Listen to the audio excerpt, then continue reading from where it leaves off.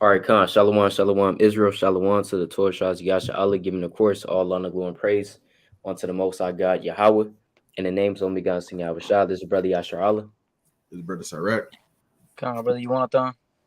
Khan, come back to yet another video through the Spirit Power, Yahweh, Ba'ashem, Hamashiach, one more like Yahweh Shah. All right, Shabbat Shalom to all that's observing it Friday, sundown, Saturday, sundown, through the Spirit Power, Yahweh, Ba'ashem, Yahweh Shah. Another day of laboring, another day of praying, and another day of resting. All right. So all praises to Yahweh Shem Yahweh Shah. So we're about to get into fallen angels. All right. This doctrine, it's perpetuated throughout Christianity, and even certain Hebrew Israelites believe in this doctrine as well. All right. So we're going to go into it, we're going to examine the scriptures, we're going to put emotion to the side, we're going to put Christianity, all that dogma to the side. We'll look at the scriptures because the scriptures are going to be able to explain itself. All right, you might go into the book of Enoch as well, look at his fallacies, and look at if the book of Enoch should be deemed a credible source or not.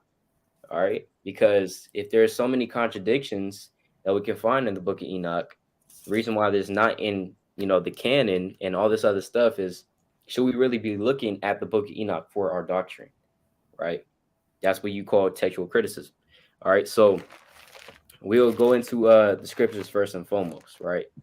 So first and foremost, right, where do they get the fallen angels concept from in the Bible? Where do they go to try to pull this from? Right. First, they try to go to Genesis chapter 6. So let's kick it off with Genesis chapter 6, right? And let's go to the verse, skipping to the point. Let's go to verse 2, right? Come on. It's the book of Genesis, chapter 6, and verse 2. That the sons of God saw the daughters of men, that they were fair, and they took them wives of all which they chose. Right. So it says the sons of God saw the daughters of men that they were fair, and they took them wives of all which they chose. The book of Enoch says that this verse is talking about the watchers. They call them the watchers, which are the angels, right, that watched over the people. And they said that these angels started to lust after these women, right? So these sons of God, now mind you, sons of God doesn't always mean an angel in a Bible. Of course, you mean the sons of God can be angels, but they can also mean Israelites in the chosen lineage, right? For example, let's get a few precepts on that. I want to get real quick Luke chapter. Let me get Luke chapter 3 in the last verse. You breaking up, man? Right, Luke chapter 3, verse 38. Come on. Oh, Salak, can brothers hear me? You can hear you now. You didn't hear the precept you called. You said Luke chapter 3. Oh, okay, come on, yeah. Can I get real quick Luke chapter 3 and verse 38? Come on. This is the book of Luke, chapter 3, verse 38. Which was the son of Enoch, which was the son of Seth, which was the son of Adam, which was the son of God. Which was the son of who? Which was the son of God. So can sons of God be also mentioned as men? Yes. Right? In the Bible, yes. Sons of God is not always talking about angels. So you gotta look at the context. Or you can't just look at sons of God. Oh, that's talking about angels. Not all it's not the case. Right? I want to get just another one, and then brothers got it. Let's go to Psalms chapter 82, and let's go to verse 6, classic. Right? It's the book of Psalms, chapter 82, verse 6. I have said, ye are gods. Right. And all of you are the children of the Most High. No, only sons of God are only angels.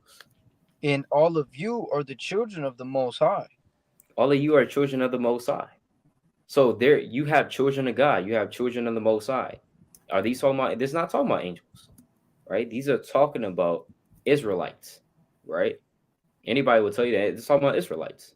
Nobody would disagree with that, right? So the children of God or the sons of God is not always talking about angels.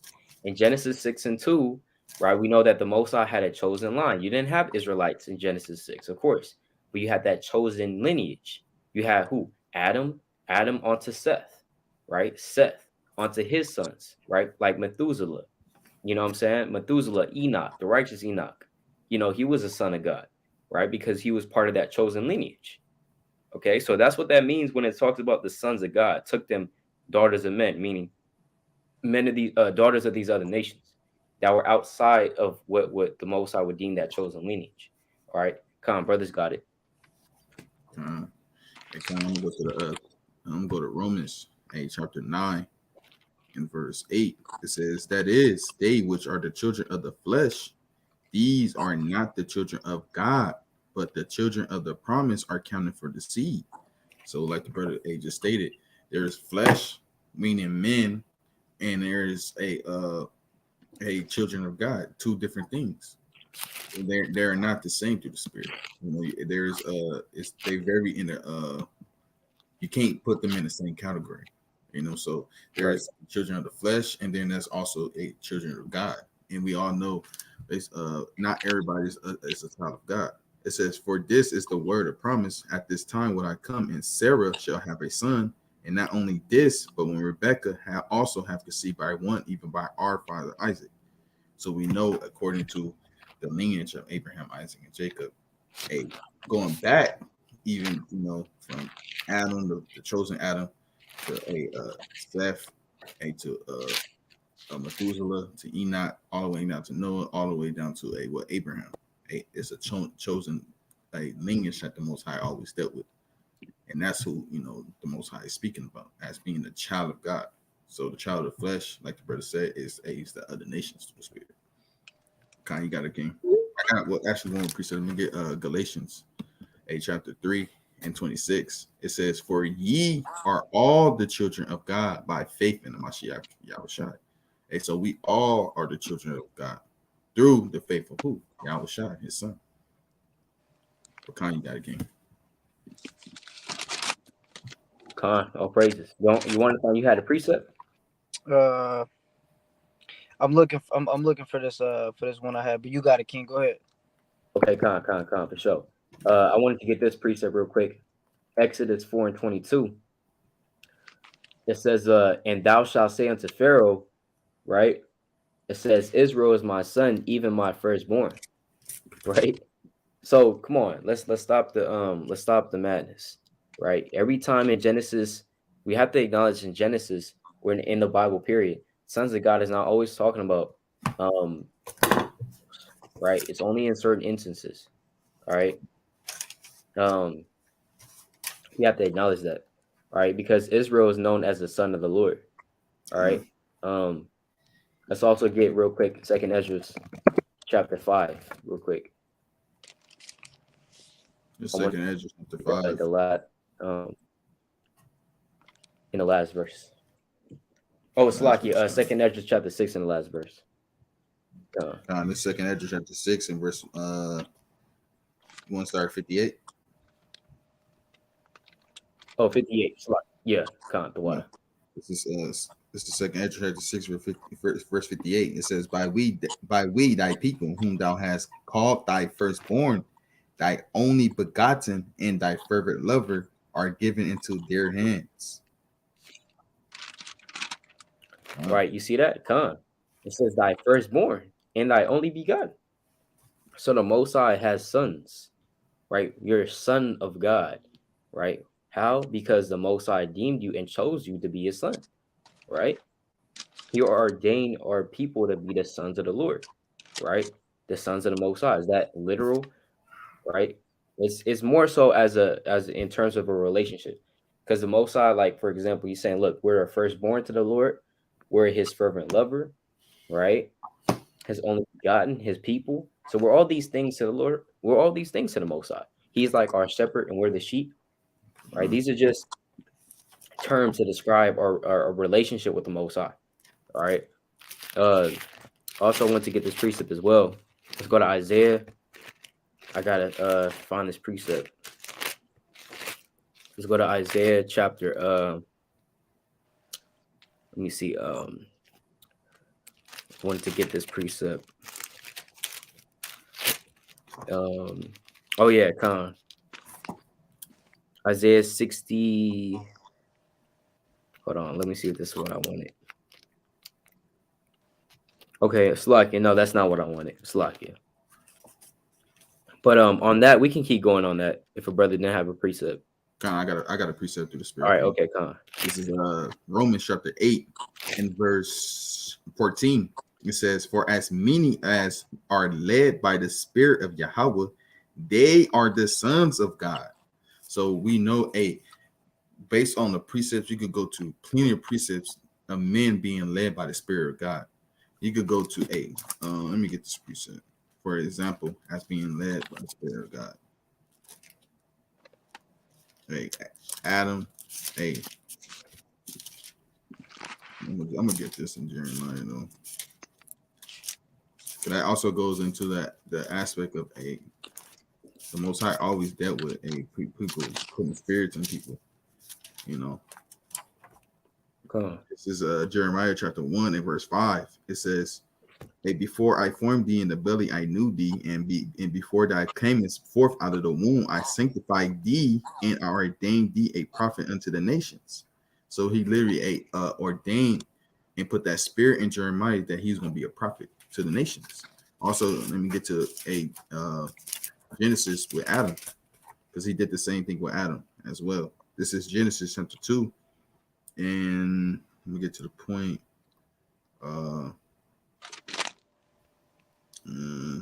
It says, I'm sorry for Salakia. It says, "These are the generations of the heavens and the earth when they were created in the day of the Lord. Yahweh made the earth and the heavens, and every plant and every bed before it was earth, and every herb of the field before it grew. For the Lord God had not caused it to rain upon the earth." Let me get the context. Verse 7.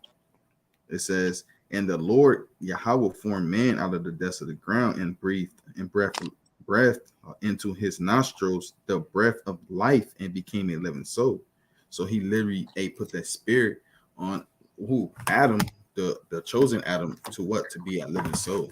And you could kind of precept that up with let me get the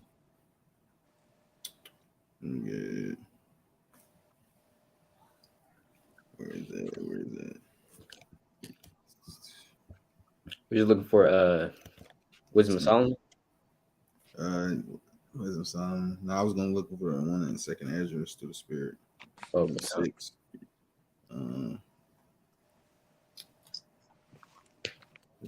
Six. He said, "In the beginning, with the earth and the made." Let me see. Before. Let me find this real quick. So, like, yeah.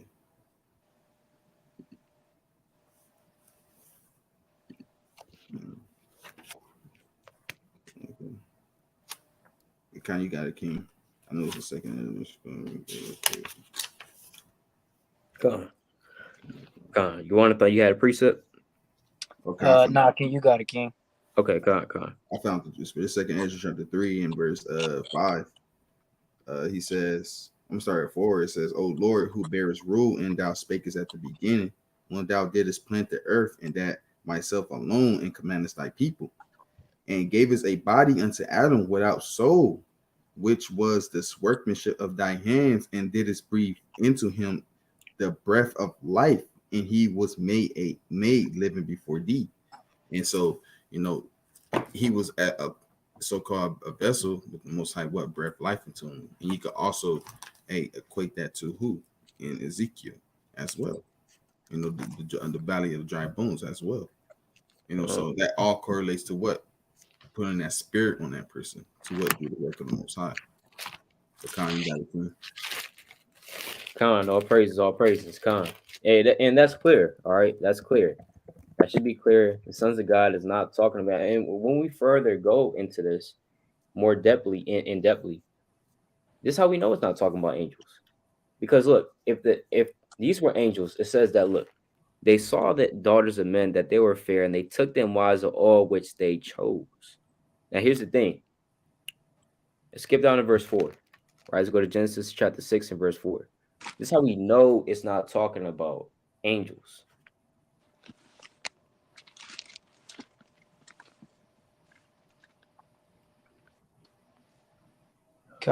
Genesis chapter 6 and verse 4 says, "There were giants in the earth in those days, and also after that, when the sons of God came in unto the daughters of men." and they bare children to them. The same became mighty men, which are of old, men of renown. Yeah, Khan, exactly. Now here's the thing. What the text is not saying, when you just read it, it's not saying, look, there were giants in the earth in those days. And it's saying, and also after that.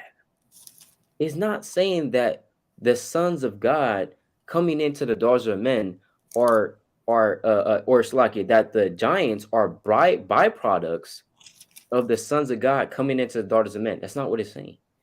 It's saying that it's just clearly saying that there's giants in the earth in those days.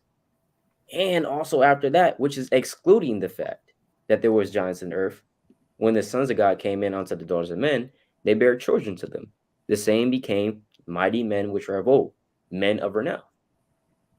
So it's not saying that these giants, that the sons of God came into the daughters of men, and because they did that, giants were in the earth. It's not what that's saying. When you go into the other translations, they will even say that as well. NLT says, in those days, and for some time after, giant Nephilites lived on the earth, right? It says the Nephilim were on the earth in those days, and also afterward, right? The Nephilim, and so that's what the text will say in the Nephilim, or in the Hebrew it says Nephilim, right, or giants. But it's not talking about like these 500 feet, Empire State Building giants. It's not talking about that. You know who's a giant? Shaq is a giant. You have tall men that's 8 feet tall. That's a giant, right? Goliath, his bed was about, or he was about, I think he was about like 9 feet tall. Yeah, come on, exactly, 8 to 9 feet tall. That's a giant. You understand that? It's not talking about Empire State Building giants, Attack on Titan type thing, man. Right? Brothers got to stop watching Attack on Titan. Right? When that spirit, you read Genesis 6, it's going into the giants, brother. Hey, there's a brother that we know. I'm not gonna say his name, right? There's a brother that we know down here, all right, and he got so caught up into the giants doctrine. He was like, brother, nah, it's talking about the giants. It's like, hey, this and third, showing his pictures or showing the brother's pictures, right? So, hey, you can't just you gotta you gotta make sure, man, you're not bucking out. All right, and Khan, Shalom, June Khan. All praise to the Most High. Yabashina Shabrakata. Yeah, watching our sharp with them. Mighty brother, man. Khan, all praises. So let's see what that was talking about. All right. Now here's the thing. This is how we know that's not talking about angels. All right. Because first of all, spirits don't sin. All right. The flesh is what sins. The spirit doesn't sin. How do we know that? Let's go into some precepts. Let's first go into the book of Matthew, chapter 26, right? Verse 41. What did Christ say? This is Matthew 26:40. Oh, it's like, can a brother read that real quick? This is the book of Matthew, chapter 26, verse 41.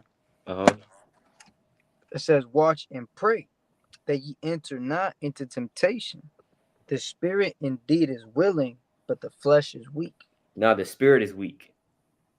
The spirit indeed is willing, but the flesh is weak.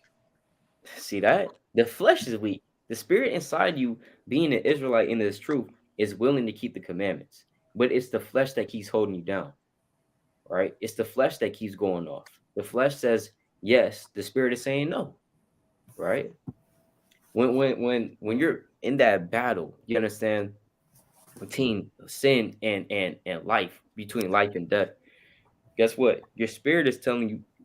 Your spirit is telling you, hey, go ahead and pick up this Bible and read it. Right? That's what your spirit is telling you. But your flesh is saying, hey, no, just go to sleep, man. No, just go to sleep. When you're fasting, your spirit is saying, hey, Khan, all praises. Hey, I need this. But your flesh is telling you, hey, go ahead and eat, man. How come we tired, man? Hey, I'm thirsty. I need to drink something. That's what your flesh is going to say. So the spirit indeed is willing, but the flesh is going to be weak. All right? The flesh is going to be weak. So I'm going to get another one and I'm pass it to the brothers. All right? Let's go to the book of Galatians 5 and verse 16. Classic. All right? Let's go to Galatians 5:16. This is the book of Galatians, chapter 5, verse 16. Mm-hmm. It says, "This I say then, walk in the spirit, and ye shall not fulfill the lust of the flesh." Now the lust of the spirit. The lust of the flesh. The lust of the flesh. It's not your spirit that's lusting, it's your flesh that's lusting. All right. So remember, angels don't have flesh. And we're going to read that also in 1 Corinthians 15. But angels don't have flesh. Angels are just spirits. And we're going to prove that as well. As a matter of fact, before Sarek, you get your precepts, I just want to substantiate the fact that angels are spirits. They don't have flesh. All right, let's go to the book of Psalms, chapter 104. All right. Psalms chapter 104 and verse number 4. This is the book of Psalms, chapter 104, and verse number 4. Right? Like it says, who maketh his angels spirits? Now, angels got flesh. Who maketh his angels spirits? It's plain. The angels are spirits, right? That's why in Matthew 14 and 25, when Yahweh Shah was walking upon the sea, right in the middle of the night, and the apostles they saw it, they said, "Hey, that's a spirit," and they cried out for fear, right? So what did they say? They thought they saw it as a spirit. You understand? But nah, it was just Yahweh Shah, right? so spirits, they're angels, and angels are spirits. All right. You have a spirit inside of you. That's what Job teaches. There's a spirit in man in Job 38. So it says, who maketh his angel spirits is what?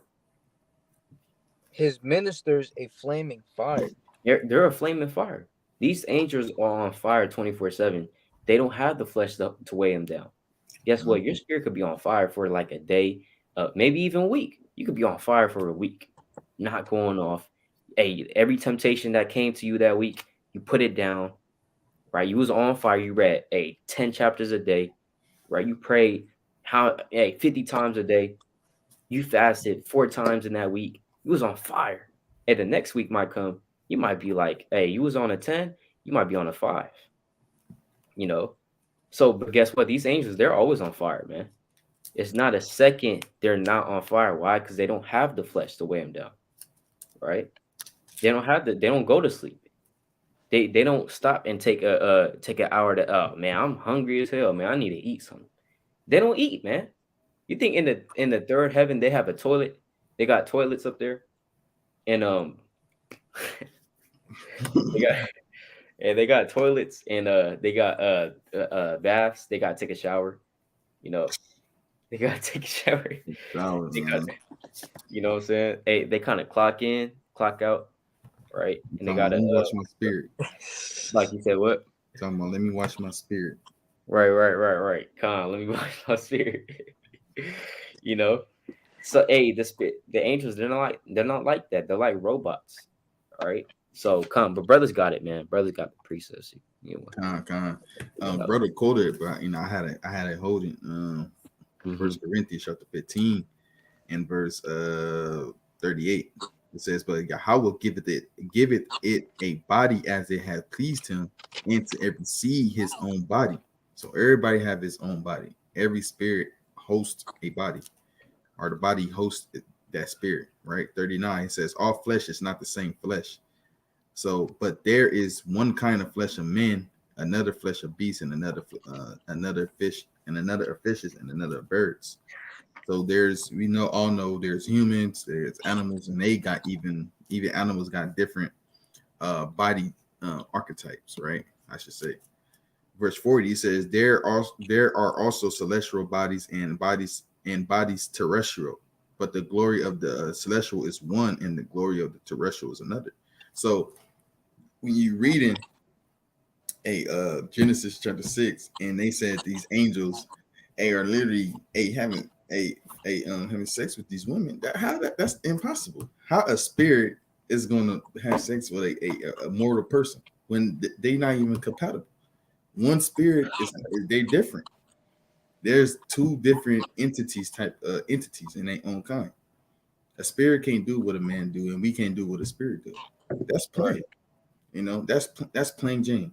This is not Scary Movie 1, at all. So That's not how the Most High work. These angels have their positions and they hold their position and quite to a T.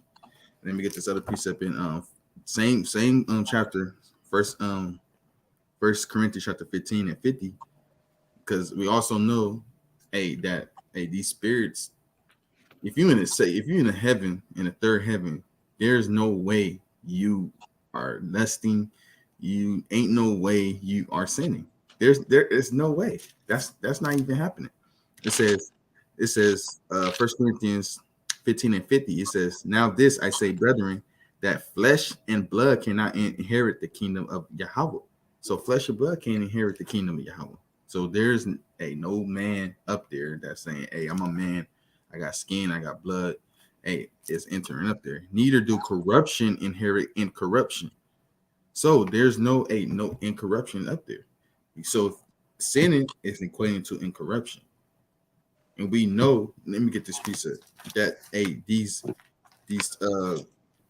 These angels, there's no way they up there in less or anything like that.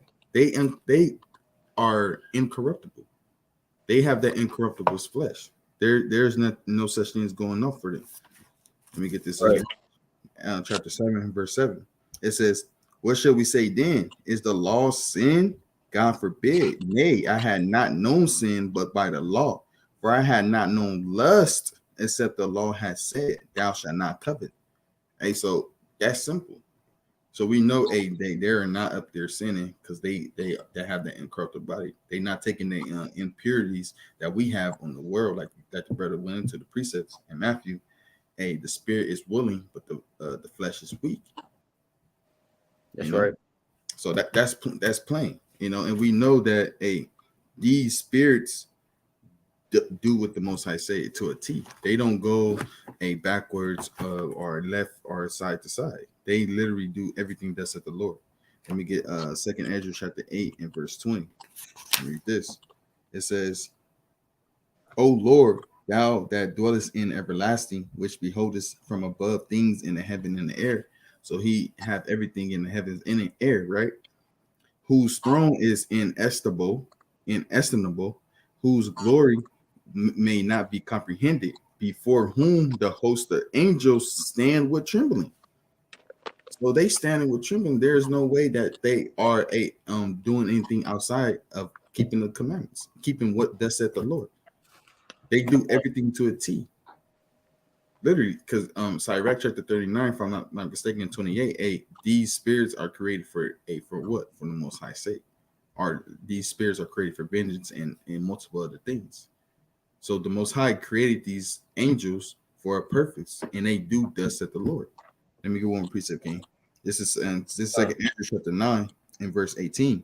It says, and now when I prepared the world, which was not yet made, even for them to dwell in that now live, no man spake against me. So no man speaking against the Most High. They're fearing and trembling. They follow the law, statutes, commandments to a T. They not coming down on the earth and doing whatever they want to do. They literally following the Most High to the T. They literally have jobs set up for them. Like the brother said, they are robots. This is not iRobot. This is not any of these a Terminator. This is not this, man. Most High didn't make these angels to where they could just go off and think they can do anything they want to. But Kanye, you got a king. I got a precept real quick.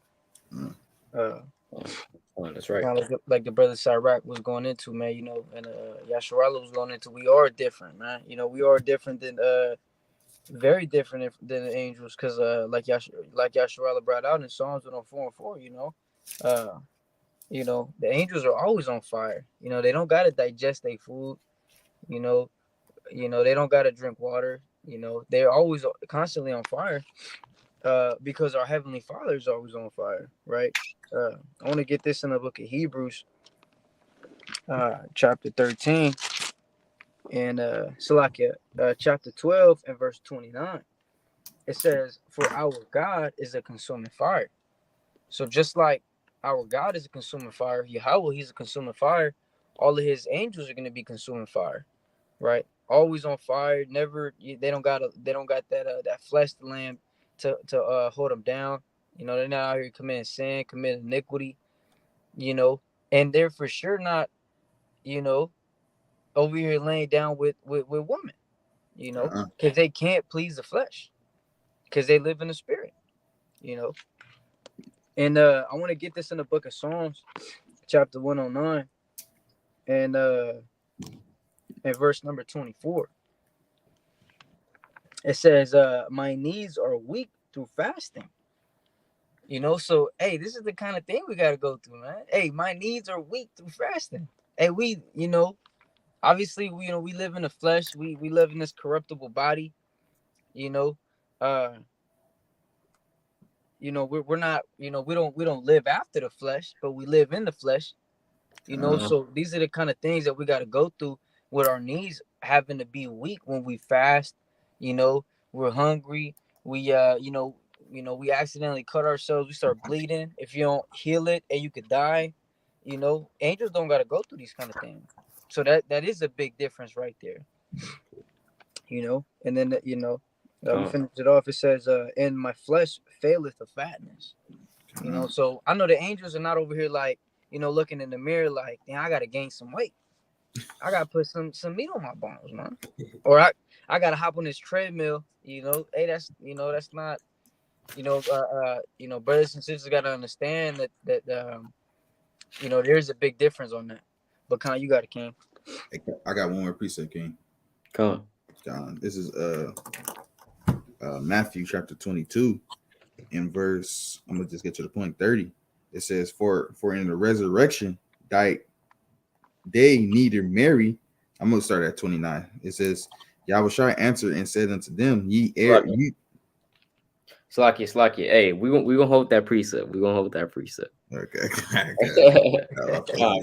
Brother. Hey, brother on it though. Brother's on it. But yeah, we gonna hold that precept because I still have precepts about how the flesh, the flesh versus the spirit.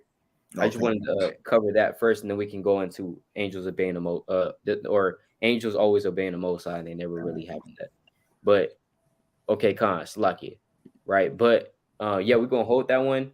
So real quick before we get that, let's go real quick to Romans 7, verse 23. Right, let's go to Romans 7:23, and then let's also go after that Romans 8:4, just to put the nail in the coffin. That okay, we already established that these angels are spirits. So if they're spirits, they do not have the flesh, right? If they don't have the flesh, then they don't sin because it's really the flesh that sins, not the spirit, right? Now let's go to real quick Romans 7 verse 23. The book of Romans chapter 7 and verse 23. But I see another law in my members, warring against the law of my mind, and bringing me into captivity to the law of sin, which is in my members. Right. So you have the law of your mind, but you also have the law of your members. What's the law of your mind? Your mind is talking about your spirit. Your spirit is saying, no, don't do that. Hey, don't fornicate. Don't eat pork. Don't do this. Don't do that. That's what your spirit is saying. But you got another law in your members, which what is bringing you into captivity to the law of sin. You see that? Let's go to verse 24. Verse 24. O wretched man that I am, who shall deliver me from the body of this death? Yeah, exactly. Like the brothers were saying, the angels, they don't have a body of death, right? The angels, there's no account of angels. They're dying. They're on their deathbed, right? Raphael, he kind of was on his deathbed. He got too old, man. He got too old. He had like heart problems. You know what I'm saying? That doesn't happen to the angels. All right, let's go to verse 25. Verse 25. I thank God through Yahushua Mashiach our Lord. So then with the mind I myself serve the law of God, but with the flesh the law of sin. Nah, but with the spirit the law of sin. But with the flesh the law of sin. The flesh the law of sin, meaning is there actual law of sin? No.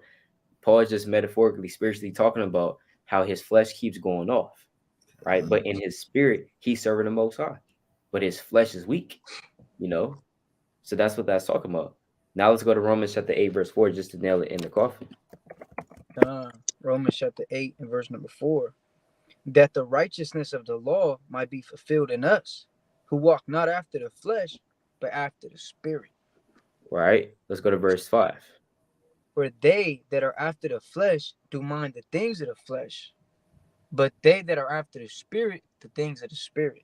Exactly. So you have the flesh and the spirit.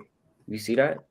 And so when you have the flesh and that spirit, you know what I'm saying? Those things two combined, now you have what's called what? And the brother actually had read it in Genesis chapter 2, verse 7. Man became a what? A living soul, right? So that soul is really that combination of the spirit and the flesh being come together.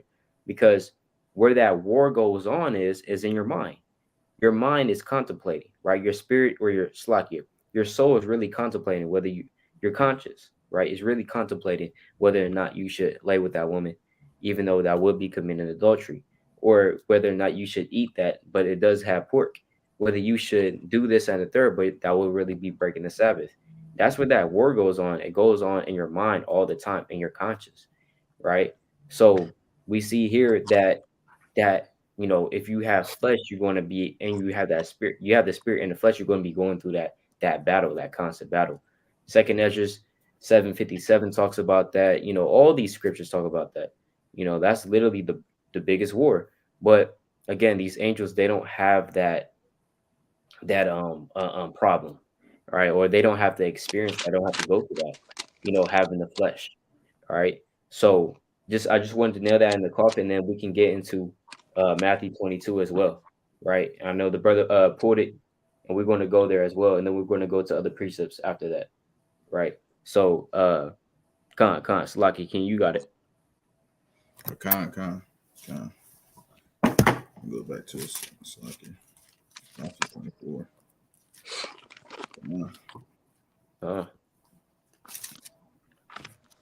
This is Matthew chapter 22 and verse 29. It says, Yahushua answered and said unto them, Ye do err, not knowing the scriptures, nor the power of Yahweh. For in the resurrection they neither marry nor are given in marriage, but are as the angels of God in heaven. So the angels, they don't marry, they don't do any of that. So in Genesis chapter 6, when they say they took these women as wives and they came up to them, that's they can't do that, because this is red letter. This is Yahushua saying, right. And we know he is the word, and he created all things. He created all things. He got created. Yahushua created him. I mean, Yahweh created him, the Father, and then he created everything else, the Spirit, and that's that order. And he would know better than anybody else. How the order of things go, and he know that these angels, they can't do what we can do, so they can't be in no marriage with these women or have a shalom. Slaki, shalom, King. And they can't. What he say? It says there are giants in the earth in those days, and also after that, when the sons of God came in unto the children, the daughters of men, and they all bear children. So that we know that's not possible, because we know marriage, according to the scriptures, is basically sex coming in unto them, and then having children can't happen. Yeah, can't happen. No way. It's madness. Yeah. Khan, you got it, King. Khan, that's madness, because look, even now, all right, I'm going to read something from the book of Enoch. All right, now, like the brother Nakon always say, right? He says, sisters, you don't have to cover your head. Hey, he said, hey, sisters, you don't have to cover your head, brothers. Hey, you can cover your head, man. With this book, hey, brothers, put your hood on. Right, keep your hood on, man. I could literally put my hood on while reading this book, man. Okay. All right, because it's not canon, it's not holy.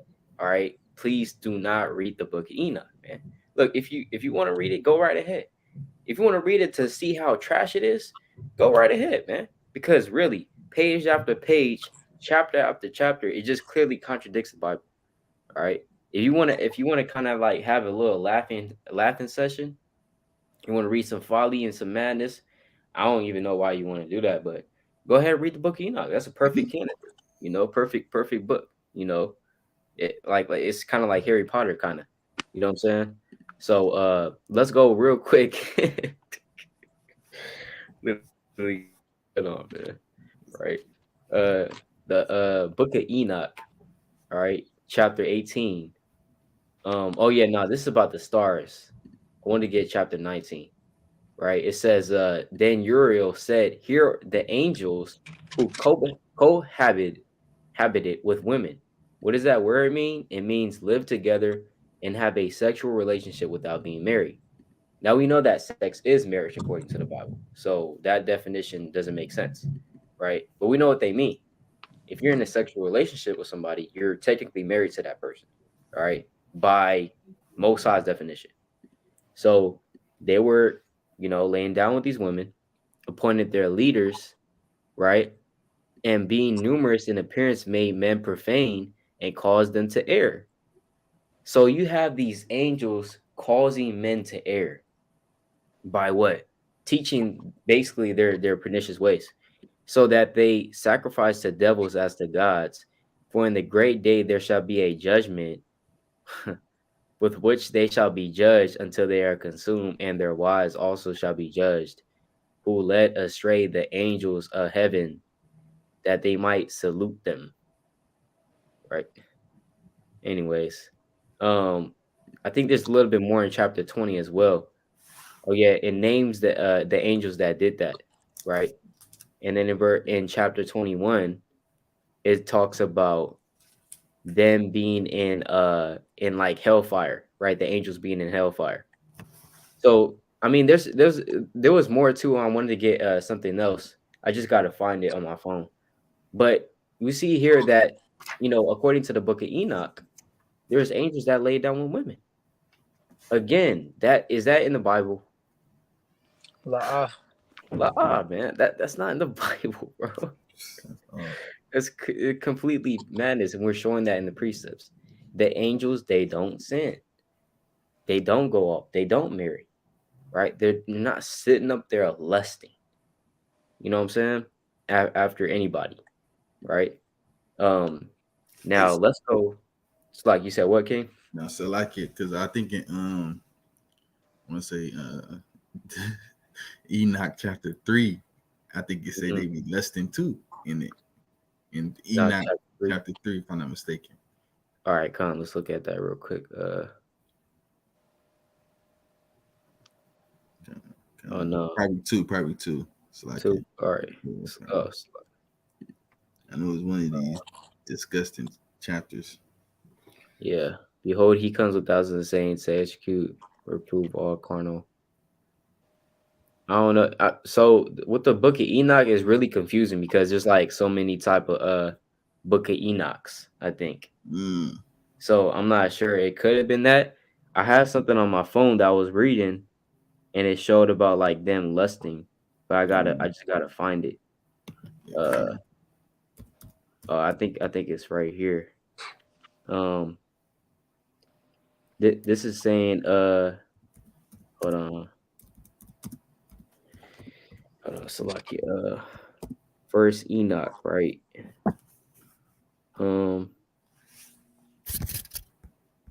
Okay. Let me look at this book of Enoch. Angels lusted. Okay, yeah, right here. It says in the book of Enoch, the watchers are angels dispatched to earth to watch over the humans. They soon begin to lust for for human women, and at the prodding of their leader, Samyeza, defect in mass to illicitly instruct humanity and procreate among them. Wow. That's off. That's off. Oh, okay, right here. Chapter 6. And it came to pass when the children of men had multiplied that in those days were born unto them beautiful and comely daughters, and the angels, the children of the heaven, saw and lusted after them. Oh my God. Man, Hold up, bro. Hold up. So, first of all, again, this is complete madness, all right? Because the angels, not in the if you're in the third heaven, you don't have flesh, like the brothers were saying. You don't have flesh. Let's go real quick. Let's go to 2 Corinthians 5. Go to 2 Corinthians 5. Let's start at verse 1. All right. If you're in the third heaven, you do not have flesh. All right. Con, you got it, King. Go ahead. now the Second Corinthians chapter 5, verse 1. For we know that if our earthly house of this tabernacle were dissolved, we have a building of Yahweh, and house not made with hands, eternal in the heavens. Yeah, what's this building? Is that talking about you know, some building that you know what I'm saying? That's like made on earth, like your house, your apartment building.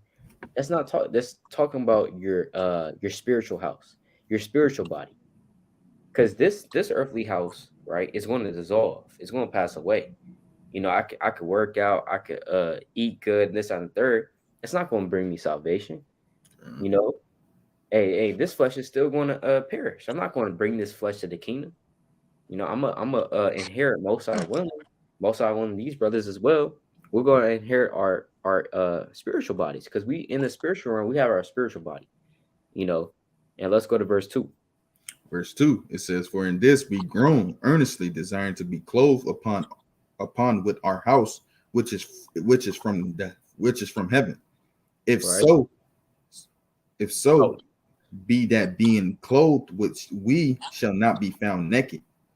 Mm-hmm. For we that are in this tabernacle do groan, being burdened, not for that we would be unclothed, but clothed upon that mortality might be swallowed up of life.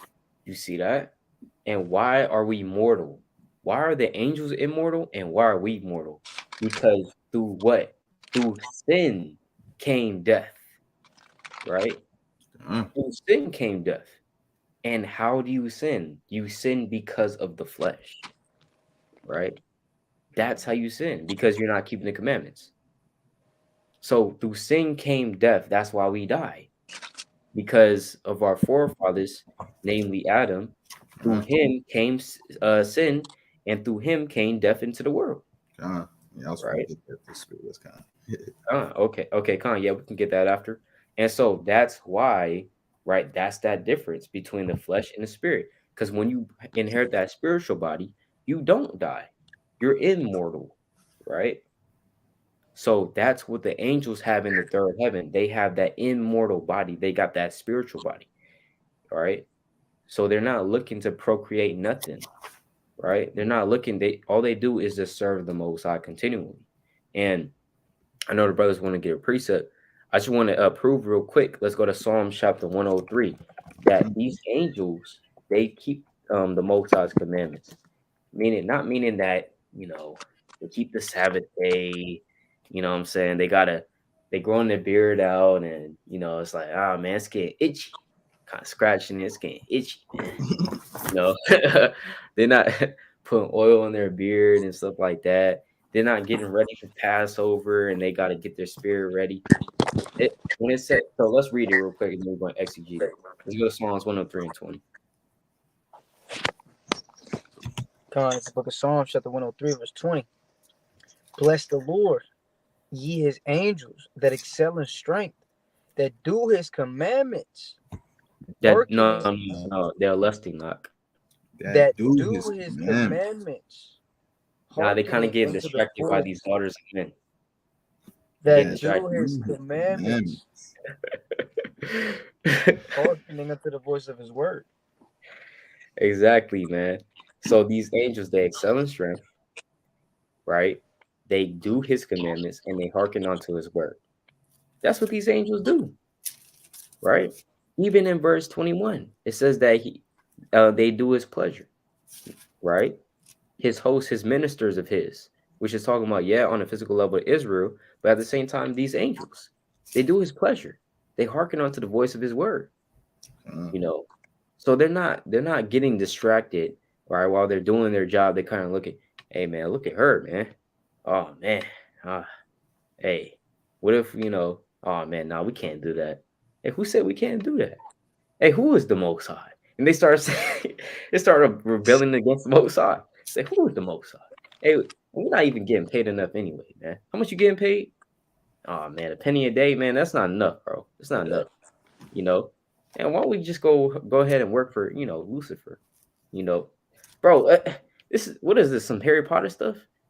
Hey, look, the Bible says what it says. They do His commandments and they hearken onto His word. All right, so they're not lusting and they're not, they do whatever He says. All right, so there's no reason for the Most High to ban them from heaven and go down to hell, thou unholy one, right? there's no need for the Most High to do that. Well, Khan, you got it, Kings. Yeah,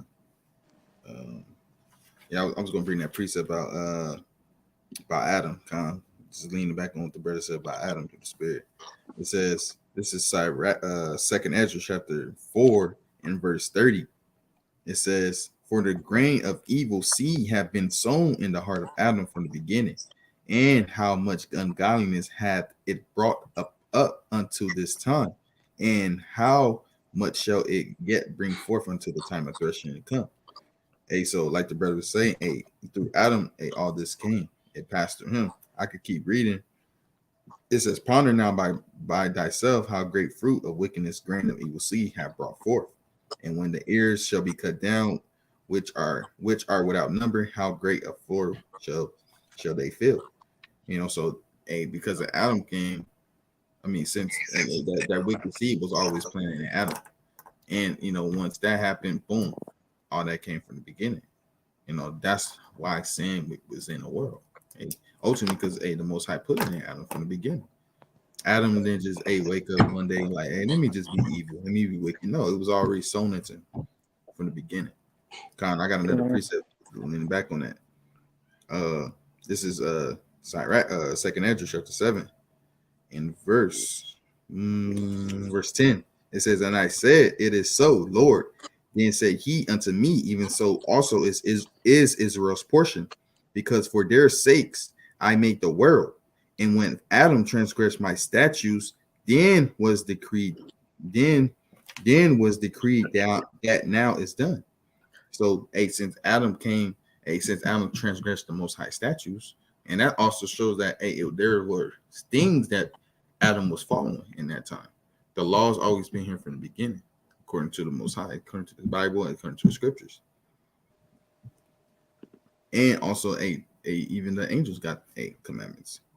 And is the Lord's Prayer art it is in heaven. Meat is His name, my daily bread. What is going on in heaven is the same thing that's playing on earth. As far as what the Most High ordained us, or the law, statutes, commandments He have in store. He says, verse 12, then were the interests of this world made narrow, for the full of sorrow and travail. They are but few and evil, full of perils and very painful. So that's plain. Since that's Adam transgressed the law, now sin and corruption is here on earth. So I had another point because you was going into a lot, King, but yeah, I know you said a lot, and precepts was just popping in my head, but Con. I know how it be. Yeah. Con. So like you you had something? Oh yeah, con. I got some in the this is the book of Psalms, chapter 119 and verse 160. Right, it says, "Thy word is true from the beginning." So like the brother was bringing out, everything that the Lord is saying is true, man. We don't have any kind of we don't have a slight chance to even start doubting anything, because the Lord brought us in His truth. You go to Romans 15:4, everything was written for our learning. So everything that was written, it's so we can learn from it, so we can adapt to it, so we can apply everything that goes on, all the accounts of our forefathers, our foremothers, all the prophets, all the disciples, we can apply these same scriptures to us and what we deal with. So we know that everything is just happening just like the way the Most High wants it to happen. So His word is true from the beginning. You know, it says, and every one of thy righteous judgments endureth forever. So the Most High had never done anything unrighteous. You know, Uh, like Romans chapter what is that? Um, chapter 9, I believe is verse 15. It says, Salakia, verse 14, it says, what shall we say then? Is there unrighteousness with God? God forbid. So everything that the Most High did, it was for a reason. Like the brother was saying, Adam just didn't just wake up one day. It was like, you know what, I'm gonna go commit sin. It was already destined to happen, But uh, I had another precept, but then we gotta look for it. But brothers got it though. and I remember the point that you were saying. That you were saying, the angel's not just gonna uh, wake up one day and say, "I'm gonna work for Lucifer." No, Yep. like they not thinking that. They not even. That's not even in their brain. Nah. Let me get this. In Sirach 18:1, I'm starting at the top. It says, "He that liveth forever create all things in general." So we know the man, the mighty, all powerful man that he created all things in general, right? He said the Lord only, going on with the brother one thought he went on this kind of answer. The Lord only is righteous. Everything he do is righteous. He set man up to fail so he could bring them back all for what? The power and glory for him.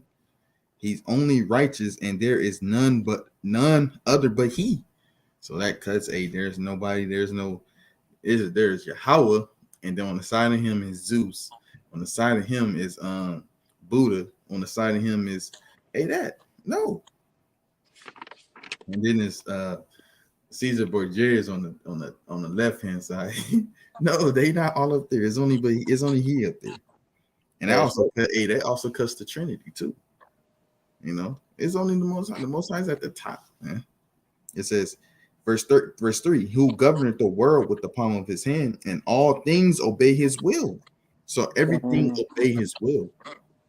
Man, women, child, angels, they not accepted in exception to the rule. They have to obey the Most High as well. Don't the Most High have angels in the bottom of the Euphrates rivers right now, bind it up? Why they ain't just let loose? Hey, nah, I ain't doing that. They could say, nah, I'm not doing that, and get up out of there if that's the case, right? They angels, right? And these movies be having people head twisted. Christianity be having people heads twisted, right? They could just do anything they want to. No, everybody is in subjection to the Most High. It says, "In all things obey His will, for He is the King of all." So the wicked, the righteous, He's the King of everything. He's the King of all things, right? By His power, dividing holy things among them from profane. So, the Most High deciphers who's holy, who is not holy, and everybody has to listen to the Most High. If you don't listen to the Most High, you're gonna get dealt with as being a mortal man. But the angels always listen to the Most High. Like I brought out that precept in Second Ezra chapter 9. The things that was created before, they listen to the Most High. And they let me get it. Let me read it again. I gotta read it again to the spirit.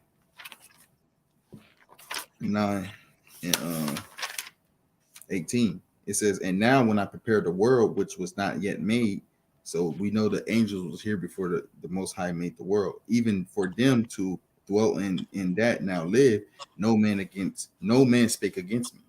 So nobody's speaking against the Most High, saying I'm doing my own damn thing. The angels not doing it. Nobody, no spirit, our spirits before it came on earth, they're not doing that. It's until man came and put the corruption in the world. Angels are not doing that. There's no fallen angels, man. I got one more precept, Salakia. This is the book of Second Esdras, chapter 8, and I'm gonna start at verse 20. right? It says, "O Lord, thou that dwellest in everlastings, which beholdest from above things in the heaven and in the air, whose throne is inestimable, right? Meaning it's too valuable. It says, whose glory may not be comprehended, before whom the host of the angels stand with trembling." See that? Hey, so that even the angels tremble, man.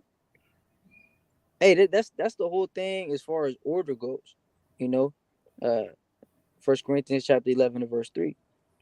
You know, everything got order. It says, verse 22. It says, "Whose service is conversant in wind and fire, whose word is true and sayings constant." Right? It says, "Whose commandment is strong and ordinance fearful." So, hey, the angels are an ordinance, right? Everything got order. So, like the brother saying, man, these angels are not gonna have a mind of their own, you know. Uh, but brothers got it. Con, hey, yeah, these are all good points that the brothers are bringing out, good precepts as well. And I also wanted to touch on the fact, I want to go to Jude chapter 1 because this is another precept that might stumble and that might stumble brothers. So we're going to give the sense, right? Let's go to Jude, the first chapter. When you read Jude, the first chapter, Second Peter is very, very similar to Jude, in its in what it says. But I want to get Jude chapter 1 and let's go to verse 6 and let's deal with this. Jude chapter 1 and verse 6. "And the Right. angels which kept not their first estate, but left their own habitation, he had reserved in everlasting chains under darkness unto the judgment of the great day." Wow. So it says angels, Ak. You can't get around that, Ak. It says angels, Ak. Right. So that's what they're going to say. But let's break it down. All right. Let's break it down. You can't just go to one precept and just negate all other precepts and just throw all the other precepts out the window. You can't do that. That's not how the Bible works. All right. The Bible doesn't fight itself. All right. It works. It's like a puzzle. All right. It works for itself. The Lord said in Isaiah 34:16, right? Seek out the book of the Lord and read. None of these shall fail. Con, So none shall want her mate. Meaning you don't have to go to the book to the Bible, go to the book of Enoch and link it up. You don't have to do that. The Bible explains itself. So when it says, "And the angels which kept not their first estate," after examining all the other precepts, we must look at this precept and we must look at it on this spiritual sense. It can't be literal, right? It says the angels which kept not their first estate. Who are the angels? First and foremost, the Israelites, because Israelites are deemed as what? Gods. Angels are gods. Israelites are gods. Even when you go to the book of Revelation, chapter 19, guess what? When John tried to bow down unto the angel said, "Look, don't, see thou do it not, for I am thy con, fellow servant and thy brother." You know what I'm saying? So he identified John as, "Look, guess what? We the same thing. You just have the flesh, I have the spirit, right? You're in your flesh, hey, I'm just a spirit, but these angels, guess what? You know, Israelites are deemed as angels. So when it says which kept not their first estate, what's the first estate? Their first estate is when, guess what? In the garden with Adam. That was our first estate, and we fell from that. It says, but left our home or their own habitation. Once we sinned, we went off, and we fell from that estate of being the sons of God. Guess what? We left our habitation. That's what that's going into. And it says what? He have reserved in everlasting chains under darkness unto the judgment of the great day. What's these everlasting chains under darkness? These everlasting chains is your flesh, right? Your flesh. Because even remember, we read that in Romans chapter 7, verse 23. It says that this flesh is bringing you into captivity. So it's the everlasting chains is the same thing as what? This flesh. con, Because hey, this how you know you in everlasting chains. Every time a decent woman kind of walk by, you kind of like this, man. You do the neck. You know what I'm saying? Kind of breaking your neck to look at this woman, man. And you're like, damn, I can't do that. Job 31:1, right? Or Sirach chapter 9, verse 8. And you got to quote these precepts to say in the spirit. That's how you know you in everlasting chains. Every time you go off, you're like, damn, I went off again, man. You in everlasting chains, you know? So we in these chains. What is this chain? The flesh. All right, it's not talking about actual angels, man. All right? It's not talking about Salaki real quick. It's not talking about let me see where it says hold up now. Hold up.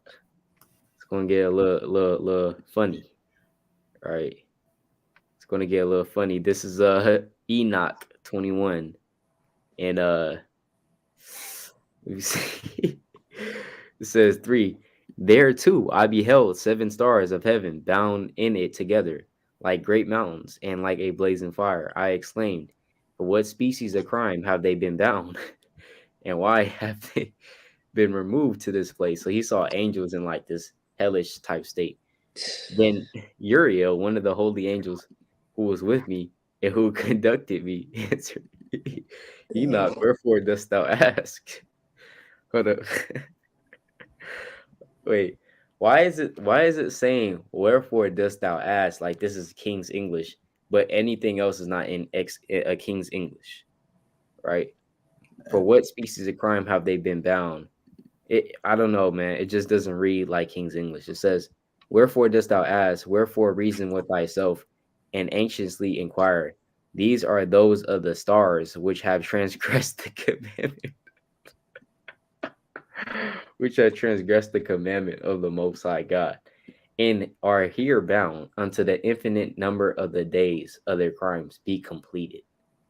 So when you go to chapter 18, it talks about how angels transgress against the Lord, and so therefore they're put into the sky as stars. That's why you see stars in the sky, because they're angels that were bad, and the Most High put them there as a punishment. So that's what the Book of Enoch teaches, which is clearly against all precepts, all scriptures, right? Even in verse 6, it says, one holy angel was with me, answered and said, Enoch, why art thou alarmed and amazed at this terrific place, at the sight of this place of suffering? This, he said, is a prison of the angels. So now the angels got a prison now, right? And here are they kept forever. It's not talking about that, man. Jude chapter 1, verse 6 is talking about us, right? And our downfall. It's not talking about the angels, right? Because they never had a downfall in the first place. Brothers got it. I kind of got a precept what the brother was going to as being slaves, being servants to to your flesh or to your sin, because ultimately, sin a wearies the flesh in a sense, because we in this flesh, sin be wearing us down. This is St. John chapter 8 and verse 34. It reads thus. It says, Yahushua answered them, verily, verily, I say unto you, whosoever committed sin is the servant of sin. So you'll be a servant. You'll be chained and bound down to that sin, and that's that yoke that's always placed upon us, being in that lowest state of always being that servant, tugging on you. Because, that flesh, all we go back, that flesh is weak. That flesh is weak. Man. Like the brother say, you literally the chain, like the brother said, the woman passed by, the chain, snatch your neck like that. That's basically, what is going on, or whatever, or you got sticky fingers, the chains is, put your hand towards the money or towards the candy, for children, so. Or you be servant to that thing. So if you're a servant, you chained up, you in bondage, you in shackles. Yeah, that's right. You can always go. You could even go to the Romans chapter 6 too and kind of explain that. So, but Khan, you got it, King. Just want to get a precept what you were saying. Khan, that's mighty. You wanted to think you had a precept on that, or Nah, you got it, King. Okay, con, because I just want to get Romans 8 real quick. Romans 8 and 21 on that. God, this is Romans chapter 8, verse 21. It says, Right. because Oh, the creature, it's like it. Let's start verse 20 actually. God, this is Romans chapter 8, verse 20. It Mm. says, for the creature was made subject to vanity, not willingly, but by reason of him who have subjected the same in hope. Right. So it wasn't our choice, man. Hey, did we choose to be in this flesh, man? In this mortal body? We got to deal with stress, anxiety. The angels are not up there stressing, you know? Stressing, man. Like, hey, man, I got bills. Hey, man, my wife, Dan, getting on me. Hey, this and the third. Hey, these demons. You know what I'm saying? Demons on me. Kind of getting tempted. Hey, every day. Hey, the angels, they don't got to worry about that. All right. So the creature, we're the creature, man. All right. We're the creatures in this verse. We're made subject to vanity. You know what I'm saying? We're made subject to go off. That's what it's talking about. You know what I'm saying? We just keep going off. You keep just damn. And we don't even have to get into it. You know. Let's go to verse 21. Verse 21, it says, because the creature itself also shall be delivered from the bondage of corruption into the glorious liberty of the children of God. Right. So the creature itself is going to be delivered from the bondage. Hey, Exodus 20 and 2. Hey, Exodus 20 and 2, right? What's bondage? Hey, Egypt. What's Egypt? Captivity, right? Slavery. Another word of bondage. Our brothers always say that. What's another word for bondage? Slavery, captivity. So we're in bondage of corruption. You see that? But we're going to be delivered from that into the glorious liberty of the children of the Most High. You know? So, you know, yeah, and let's just end it off. Let's keep going until verse 23. Verse 23, and not only they, but ourselves also, which have the first fruits of the Spirit, even we ourselves grown within ourselves, waiting for the adoption, to wit, the redemption of our body. Exactly. So we're groaning in ourselves. Your spirit is groaning, man, because your spirit, guess what? Spirit doesn't like the flesh. That's why let's hope that let's go to Galatians 5 and verse 17. You think your spirit likes the flesh? You know, your spirit and your flesh are not best friends. But you know, let's go to Galatians 5 and 17. Whoever got that. It's Galatians chapter 5 and verse 17. It reads this, for the flesh lusted against the spirit, and the spirit against the flesh, and these are contrary the one to another, so that ye cannot do the things that you would. Exactly. You see that? The flesh is going to lust against the spirit and the spirit against the flesh. They're contrary to each other so that we can't do the things that we would. You see that? And so that flesh, right, is going to lust against that spirit all the time. They're not best friends. They're not hanging out and kind of kicking it. They're warring all the time, man. You know, they're warring all the time. So that's just something that we got to understand. And so these angels, they don't possess that, right? Now, let's go real quick to I want to go to Book of Enoch, chapter 18. All right. That's madness. Well, we just gotta bring it out to show the contradiction. And remember, this is just some of them. All right. Remember, the Book of Enoch is just ridiculously big, right? In terms of its volumes, or like how many chapters it has, I think, or books or whatever. I don't know how it works. I think chapters, right? But let's go to Book of Enoch, chapter 18, right? It says, verse 13, and in the columns of heavens I beheld fires, which descended without number, but neither on high nor into the deep. What? Like when you read this, it doesn't even make any sense. It says, over these fountains also I perceived a place which had neither the firmament of heaven above it, nor the solid ground underneath it, neither was there water above it, nor anything on wing, but the spot was desolate. And there I beheld 7 stars, like great blazing mountains, and like spirits entreating me. And the angel said, this place unto the consummation of heaven and earth would be the prison of the stars and the hosts of heaven. The stars which roll over fire are those which transgress the commandment of God before their time arrived, for they came not in their proper season. Therefore was he offended with them and bound them unto the period of the consummation of their crimes in the secret year. Hold up, where is this in the Bible? Where can I go to? Okay, I can precept that with Isaiah. I can precept that up with John. I can precept that with Revelation, and I can precept that with where can I go to do that? I can't, because this is literally saying some other thing contrary to the scriptures. So whenever that happens, you gotta look at it, man. You gotta be like, look, I don't know, man. I don't know about this because guess what? If we can't precept it, we're not gonna teach it. We're not gonna believe in it. All right. Lord said precept upon precept, man.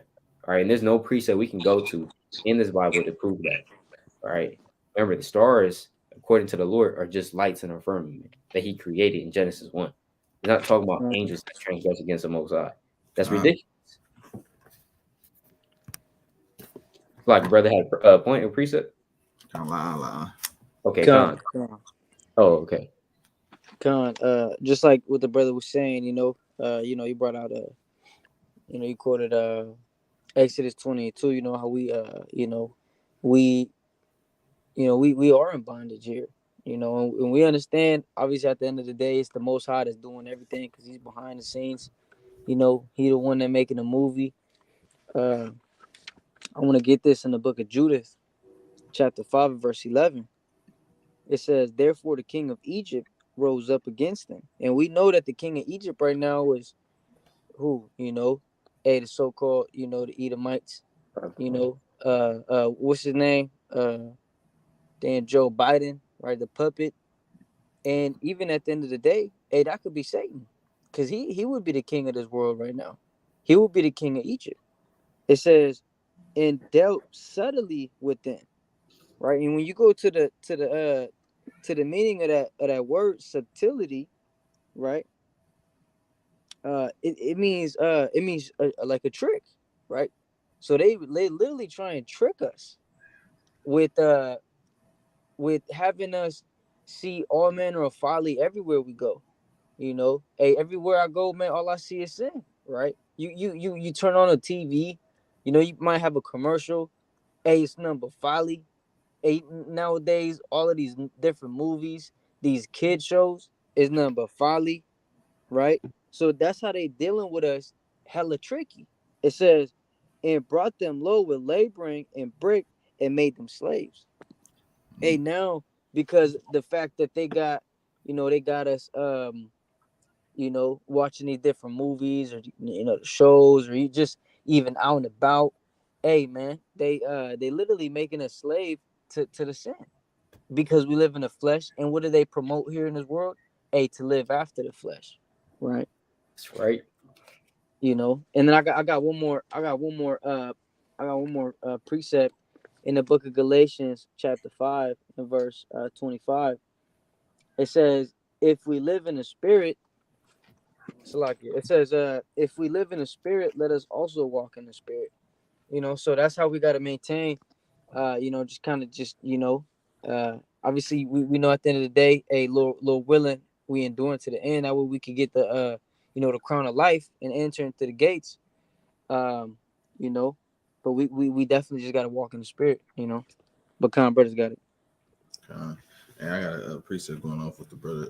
One of the things I was going to, we gonna be slaves until going off of Jude. Like, we're gonna be slaves to the coming come, to that great day come, and that's just what it is. All because from the beginning.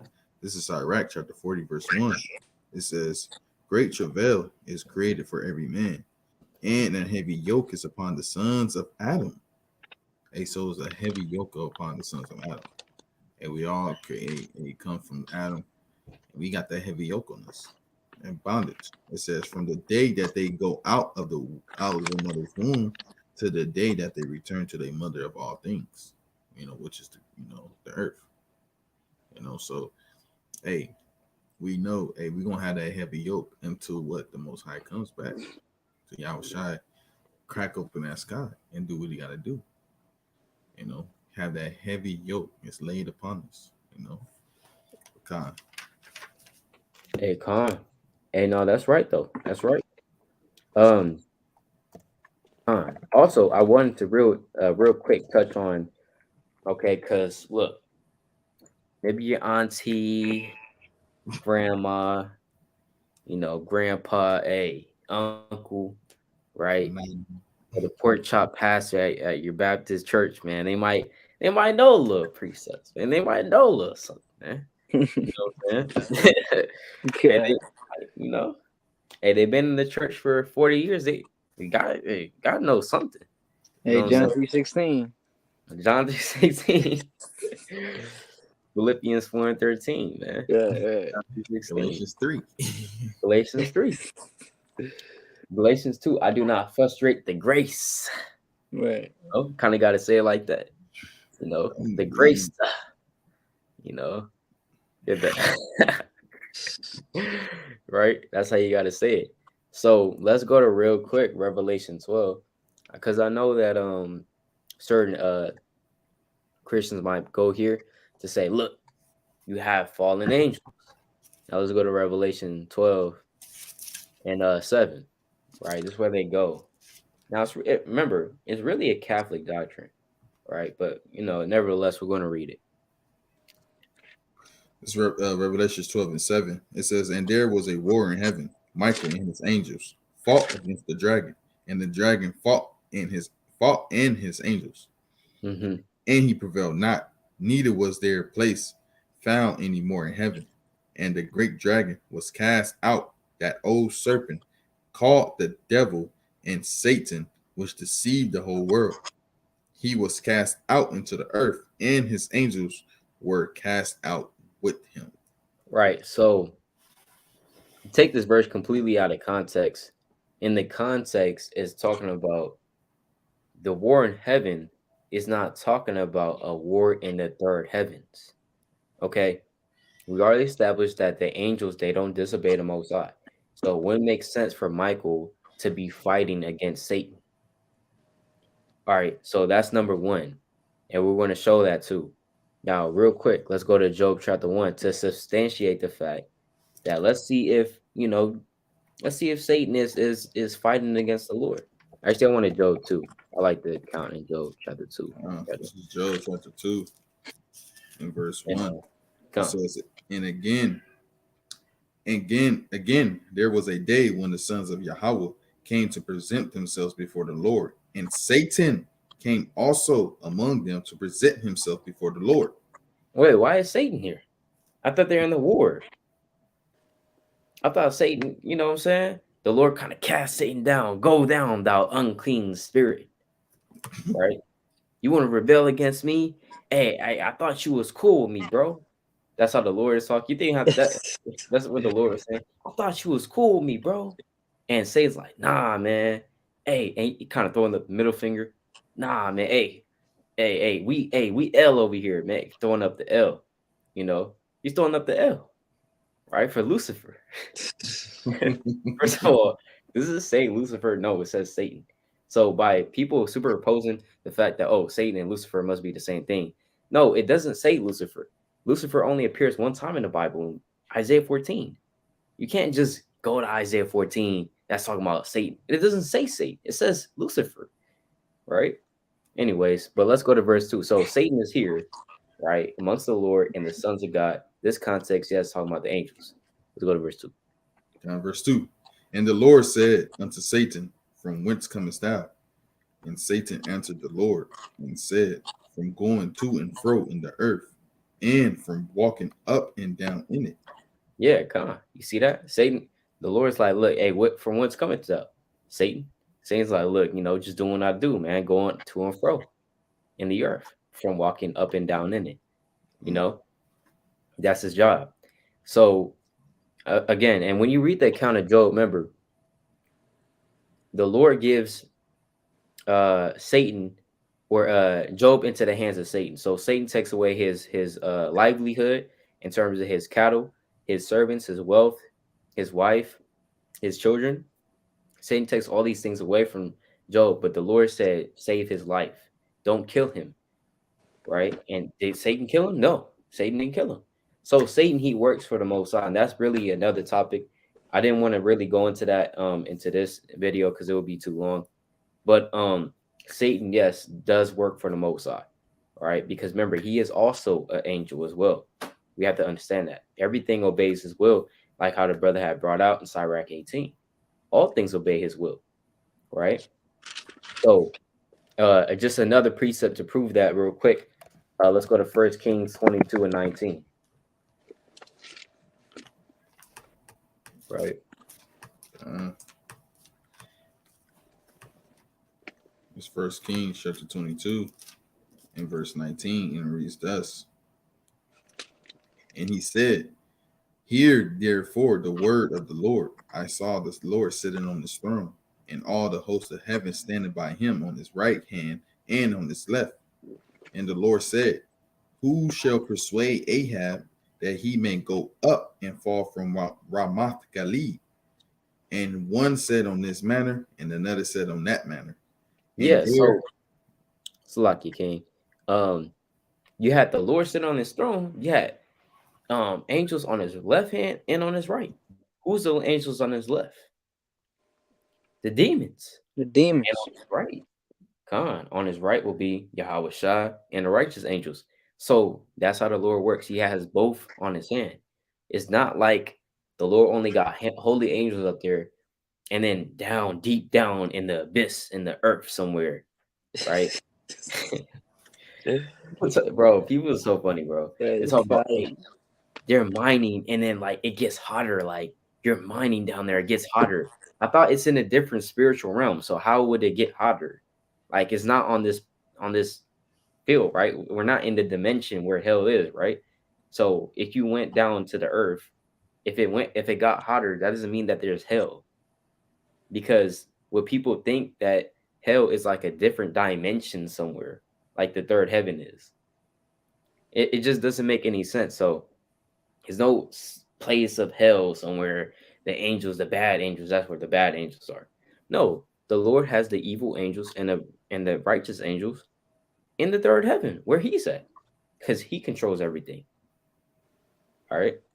Come So Khan, and let's just go to verse 23.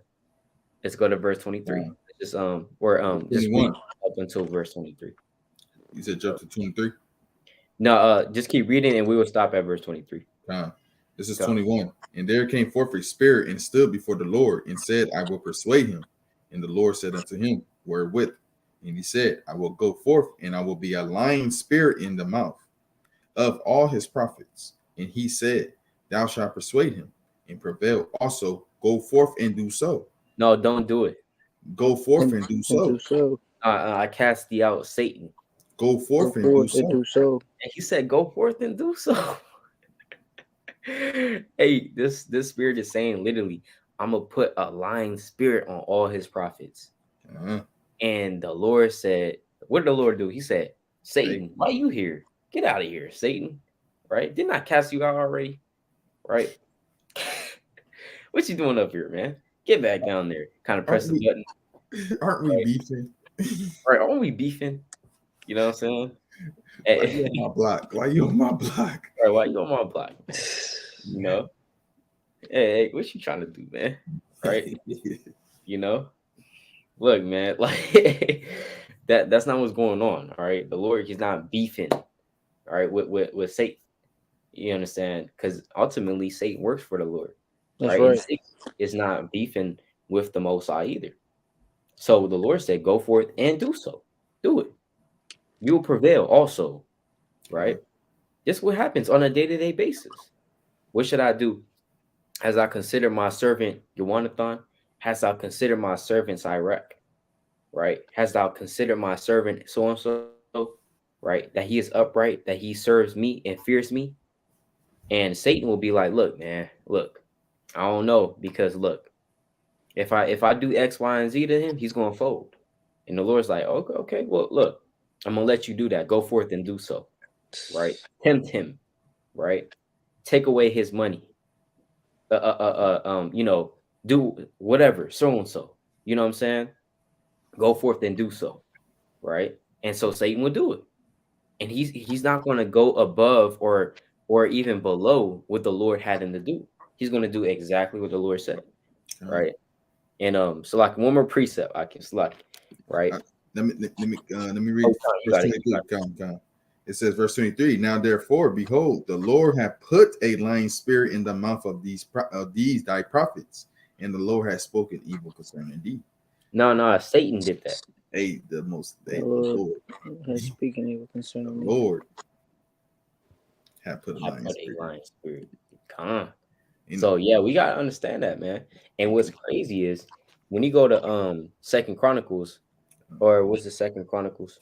When you go to the Chronicles and you go to the Kings, when you go to the Kings, or Slakia, not Kings, Second Samuel.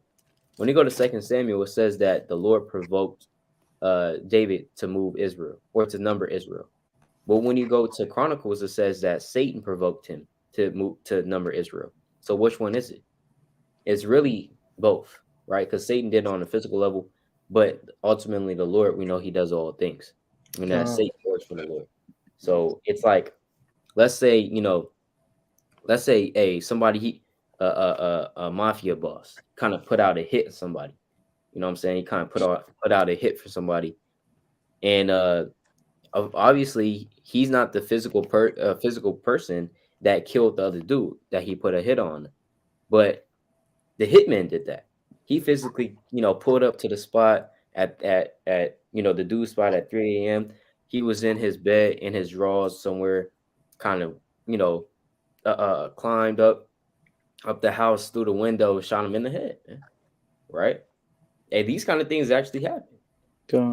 That's the hitman. He actually did the physical work. That's Satan, right? That does in his demons do the physical work, but ultimately the Lord, he kind of sitting back, he doing everything, right? So he commanded him to do so. Now, slot real quick, and then brothers got it. Let's go to James 2 and verse 19. And kind of going that, and the Most High get the credit, not that not that spirit. The Most High got the credit, right? Yep. Exactly. It's James chapter 2 and verse 19. And it reads thus: Thou believest that there is one God, that doeth well. The devils also believe and tremble. No. They're like, oh man, F him, man. The devils also believe and tremble. Hey, so the devils also believe and tremble. So when the Most High say, hey, he called a certain spirit up, and that spirit is trembling before him, man. He says, hey, Khan, not the one. I'm just, speculating, but I'm just saying, Khan, not the one, right? And they do it. So the devils, they believe, man. The demons, right? And even when you go into the Gospels, in Mark chapter 5, for example, Mark chapter 5, they saw Yahweh Shah far off. It says they saw Yahweh Shah far off. And those legion of demons, they came up to Yahweh Shah and said, what have I to do with thee, O thou son of the Most High? Hast thou come to torment us before the time? How do they know Yahweh Shah? So, brothers got it. And like another pointer to that, what you were saying, you don't believe in Acts. They were like, I know Peter, I know him, but I don't know you. I don't know you. What's going on? I don't know you. I'm gonna hey, get up out of here, man. Right. Trying to cast demons out there. I don't even know you, man. You don't hold your name, hold no weight, man. But that's a bad precept. Yeah, that's a good precept as well. I got this precept. Brothers got it. It's the classic, man. It's the book of Isaiah, chapter 45, verse 7. It says, I form the light and create darkness. I make peace and create evil. I, the Lord, do all these things. You know, it didn't say, man. It don't say, me and Satan can do, everything. Hey, the Lord is Right. behind the scenes, man. The Lord is behind the movie. He the one that is gonna send out evil spirits to, either chastise us, afflict us, or try us. But ultimately it goes all, to the Lord. Yeah. Fine. Con.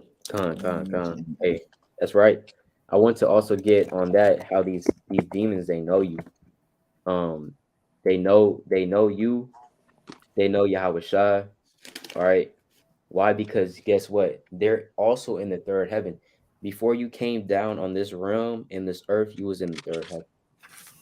All right. So of course these spirits, and if you're the spirits that the Most High favors, of course they know you, man. You know, if you're the elect, they know you for sure. These demons know you for sure. That's why they always be trying to tempt you, try to take you out because they know who you are. Right. Let's go to Acts 16 and let's go to 16. Whoever got it. Comes the book of Acts, chapter 16 and verse 16. And it came to pass, as we went to prayer, a certain damsel possessed with a spirit of divination met us, which brought her masters much gain by soothsaying. The same followed Paul and us and cried, saying, these men are the servants of the Most High God, which show unto us the way of salvation. And, Yeah. It's like, yeah, that's all I wanted. Go at it. okay. Yeah, so the point is a damsel possessed with a spirit of divination. Remember, you had that lion spirit, in the third heaven. You have spirits of lust, and you have all different types of spirits in the third heaven. So this lady, she was possessed with the spirit of divination, and she was crying out many days, saying, these men are the servants of the Most High God. See that? Yeah, yeah. So these spirits, they know you, they know Yahweh Shah. Why? Because it was in the third heaven with you. All right. Not, so fallen angels doctrine, man. You just stop it. Just stop it. All right. You're not believing in that Catholic tradition. All right. Man. We're not Catholics. All right. That's madness, man. Well, you know, Ash Wednesday and Easter. All right. Ash Wednesday in the rosary. And you know, Virgen de Guadalupe, you know. Hey, it's madness. All that madness, man. All right, we're not dealing with that. So Slakia also, yeah, the understanding of this verse is really not talking about just fallen angels. All right, I'm not talking about fallen angels because we just demonstrated that these angels they still appear before the Most High in the third heaven. All right, so it can't be literal. This great dragon, remember, it's not talking about necessarily Satan. All right, in terms of his spirit or the spiritual demon Satan, we know that Esau is Satan as well. All right. So in this verse, when it talks about Michael and his angels, that's going into Michael, the angels, and Yahweh Shah fighting against the dragon, fighting against Esau. And there's many scriptures to back that up, right? Fighting against Esau and the kingdoms of this world and the so-called white man. All right, that will be Esau today, the Edomites. All right, and they prevailed not, neither was their place found anymore in heaven, meaning that they're cast out of heaven, meaning that they're in heaven right now because Esau is in this heaven. He gets to go around, kill Northern Kingdom, kill Southern Kingdom, get away with it. He gets to get all the riches of this world. He's in his heaven right now. He's controlling the earth. But once he gets cast out, once he gets defeated, his place is not going to be found anymore in heaven. All right.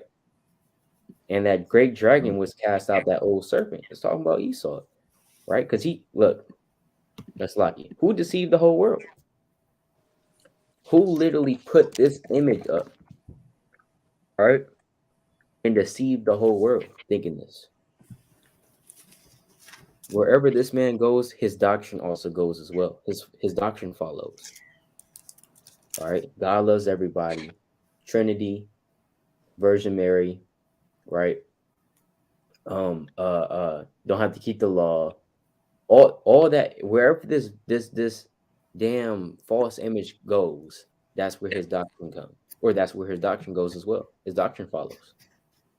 So Esau, he deceived the whole world. All right. You have this everywhere, like we say. And you have what, over 2 billion Christians. Deceive the whole world. It was crazy. All right. Man, Man.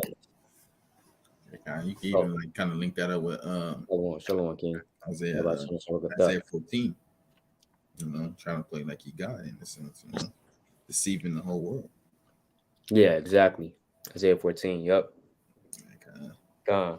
Shalom And King. honestly, we can go into Lucifer in a different video, man, because Lucifer, that would take a little time to go into. Honestly, I want to take my time with that. We already reaching almost 2 hours, so Hey, Con. brothers had Con, anything I else on got the a topic? Anything else on that? yeah, Nah, Con. Okay, you got it. I got two precepts real quick.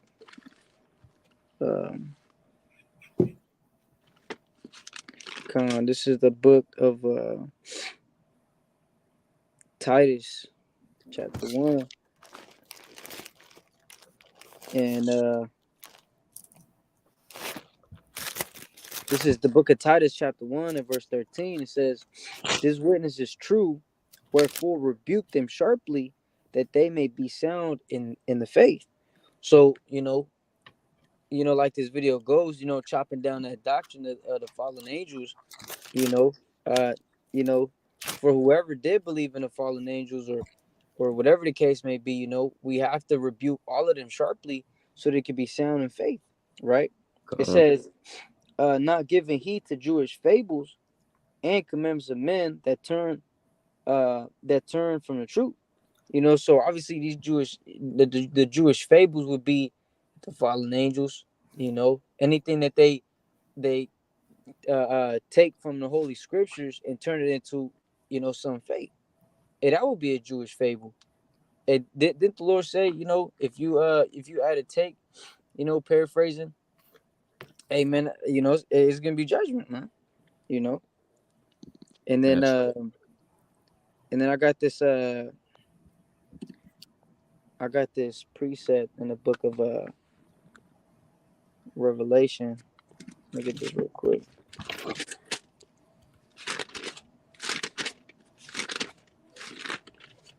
Revelation chapter 22 and verse 19. It says, and if any man shall take away from the words of the book of this prophecy, God shall take away his part out of the book of life and out of the holy city and from the things which are written in his book. So these men they taking away the truth from the holy book. They taking away what it actually means and turning it into something that's false. You know, Right. um, but hey, and all praise to the Most High. We're here to be able to, speak the truth and chop these false doctrines down. But brothers got it. No, yeah, that's exactly right, man. And I just had a final precept on that as well. Yeah, we can bring out closing precepts. Sirach 16:27, right? Says, he garnished his works forever, and in his hand are the chief of them unto all generations. They neither labor nor are weary, nor cease from their works. Right. So these angels, they don't get weary and they don't cease from their works either. All right. So not, whatever the Most High has them to do, that's what they're doing. They're not going to cease from it forever. All right. You read the Bible, you understand that. All right. So all praises. So with that, all praises, and we're gonna bring out closing precepts now.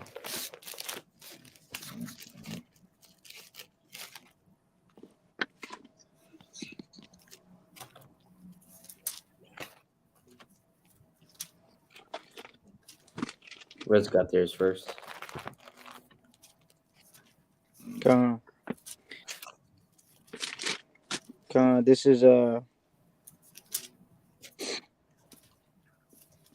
book of 2 Timothy chapter 4 and verse number 3. It says, "For the time will come when they will not endure sound doctrine." You know, hey, there's gonna be a time, man, where people are not gonna be able to. They were once, you know, keeping the commandments. They were once following the doctrine of the Most High, but now they're gonna kind of, start leaning to the left side a little bit. You know, it says, "But after, uh, Salakia, but after their own lust shall they heap to themselves teachers having itching ears." Now they gonna want to go, to and fro like Satan, man. Going to this doctrine, going to that doctrine. Now you in the book of the dead, you know, all of this madness.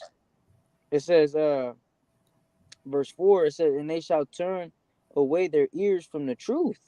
See that? So now they in a different doctrine. Now they turning away from the truth, man. Now they back in the world. Now they believe in the lie. Hey, the Lord will do that to you. Right? It says, "And it shall be turned into fables." Right? It says, verse 5, "But watch thou in all things, endure affliction, do the work of an evangelist, make full proof of thy ministry." So whatever you're doing, your ministry, or the ministry, you got to make full proof of it. You got to know exactly what you're going into. You got to know how to do it. Prove all things, like the Lord said, right? But with that, all praise to the Most High. Mm. All praises, all praises. That's right. Let me get this precept. Got two precepts. This is Galatians chapter 1 and verse 8. It says, "But though we or an angel from heaven preach any other gospel unto you than that which we have preached unto you, let him be accursed." Hey, so if any angel coming down and say, "Hey man, I decide I want to be a human," or it's like I decide I want to do human things and start having babies with a woman, a mortal woman. Hey, come on now, you gotta laugh at that joke, man. You gotta laugh at him and be like, "Man, shut up, you ain't no angel, man." So if they ain't talking about the book of Enoch talking about any of that, fallen angels, you gotta laugh at that because that's not thus saith the Lord. None of that, none of anything of the book of Enoch.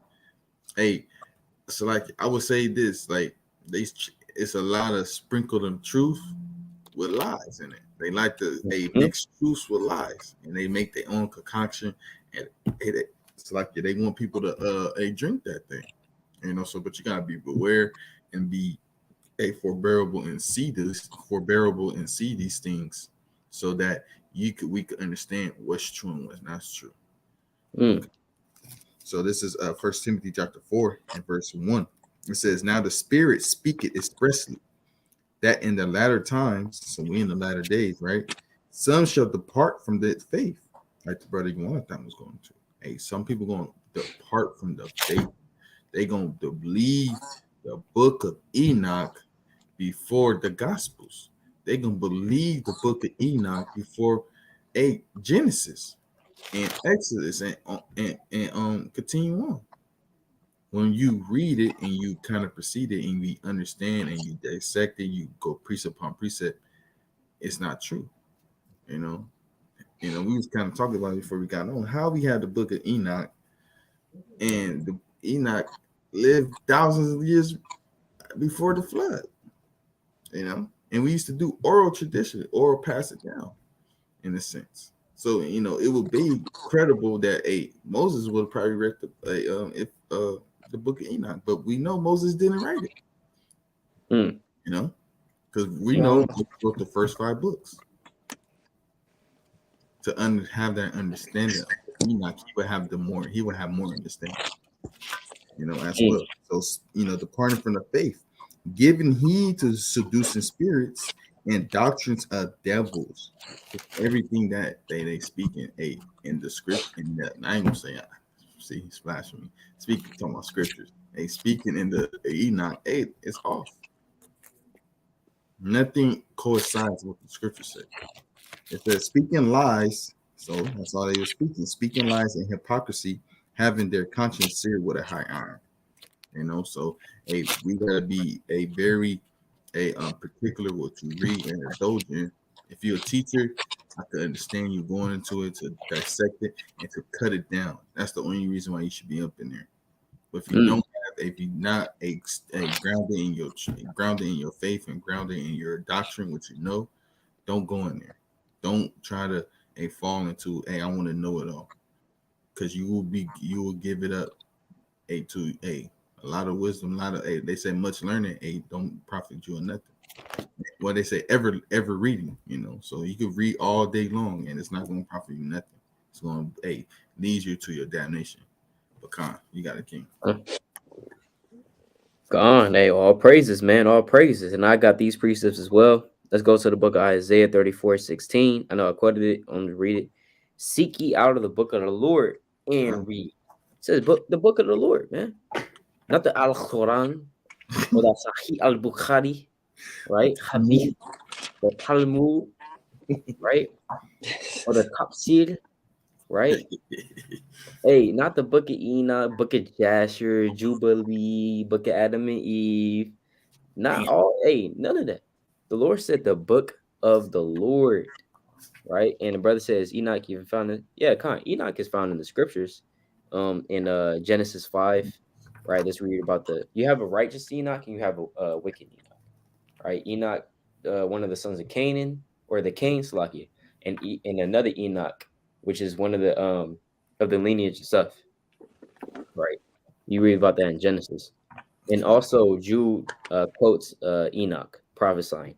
But the thing is just, just because Jude prophesied, of Enoch, or what Enoch has said, he mentions it in his writings, that doesn't mean that the book of Enoch that we have now is validate, right? It's valid. Because guess what? Isaiah, we have the manuscripts to back it up, right? The canon that we have in the 1611, we have the manuscripts to back it up. But for the book of Enoch, it just appeared out of nowhere, right? We don't have the manuscripts to look back at, right?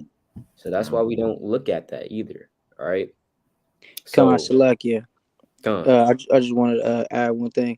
And then Enoch is also found in the book of Wisdom of Solomon, chapter 4, verse 10 to 14. And then Hebrews chapter 11.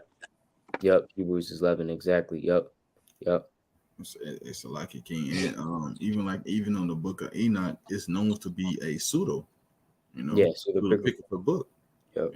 Meaning not really real, nothing really substantiated the spirit. So, yep, pseudepigrapha. Pseudo meaning fake, epigrapha meaning scribe writings. Yeah. You know what I'm saying? So yeah, and they don't even know who wrote it either. So that's another thing as well, because there's no way in hell that Enoch wrote all of that. It's crazy. You think that Enoch wrote that whole thing, and hey, I don't know what to tell you, man. Right? Wicked. So it says, "Seek out the book of the Lord and read. No one of these shall fail. None shall want her mate. None of these is going to fail." You understand that? This Bible, when you study it and you compare it to other books like the Quran and the Hadith and Book of Enoch, for example, it's immaculate, man. It's immaculate. It's like, man, it's beautiful. You know what I'm saying? When you read, there's no book like this Bible, man, for real. It's no book like this Bible, for real. Right? It says, "For my mouth it have commanded, and his spirit it have gathered them." All right. So this is the book that we really need. You can read other books in terms of history. Brothers was just talking about that. Go into the history of other books and stuff like that. That's all cool. As long as you can look it up with the precepts. But if it's not aligning with these precepts, guess what? We're not rolling with it, man. You could throw that in the trash, because if it's not lining up with this, look, no, we can't mess with it, bro. We can't mess with it. So I'm gonna end it off with this. 1 Corinthians chapter 14 and verse 12. "Even so, ye, for as much as ye are zealous of spiritual gifts, seek that ye may excel to the edifying of the church." So this is what we do these videos about. Is about the edifying of the church, man. All right. So with that, all praises to Yahweh Ba'ashem, Hamashiach, Wamalak Yahweh Shah. Lord willing, this is edifying. Brother Yashwala, Hey, brother, it's all right. Brother, you want it, come back to y'all yet in the video through the Spirit Pod Yahweh Ba'ashem, Hamashiach, Wamalak Yahweh Shah. All right, Kwame Yasha'Allah, man. Shabbat Shalom as well. Shalom. Shabbat Shalom. shalom. Shabbat Shalom. Kwame Yashwala. Kwame